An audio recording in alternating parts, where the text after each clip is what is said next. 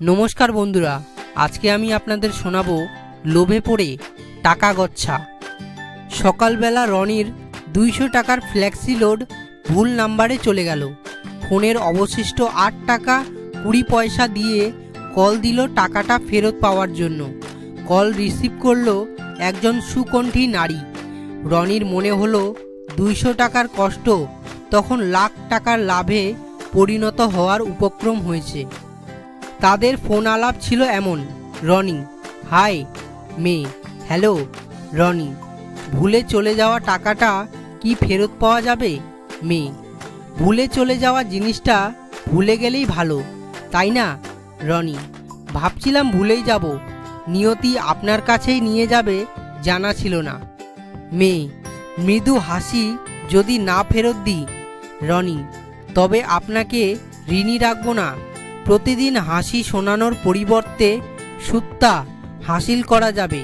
মে, হাসির বিনিময়ে পুরো আসলটা মাপ করা যায় না?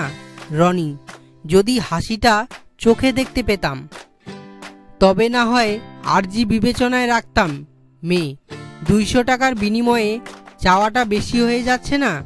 রনি, একটু আগে 200 টাকা ছিল, হাসিটা শোনার পর থেকে ওটা লাখ টাকা পার হলো বলে।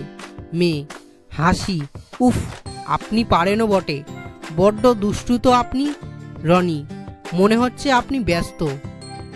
পরে কথা বলার জন্য আমার ফোন মেমোরি খরচ করে নাম্বারটা সেভ করে রাখবো, যদি অনুমতি দেন আর কি। মে, ওহো আচ্ছা, আমি আসলেই একটু ব্যস্ত, বাচ্চা দুইটা কাঁদছে। নেন, আমার স্বামীর সাথে কথা বলেন, 200 টাকার ডিলটা সেই ক্লিয়ার করুক।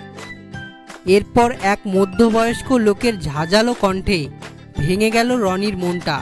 200 টাকার সঙ্গে 8 টাকা 20 পয়সা গচ্ছা যাবার পর ফাঁকা চোখে আকাশের দিকে তাকালো।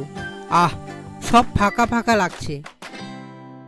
বন্ধুরা, ভিডিওটি যদি ভালো লাগে তাহলে একটি লাইক করে দিন এবং চ্যানেলে পাশে থাকার জন্য সাবস্ক্রাইব করে বেল আইকনটি বাজিয়ে দেবেন এবং ভিডিওটি যদি ইন্টারেস্টিং মনে হয় তাহলে বন্ধুদের মাঝে শেয়ার করে দেবেন।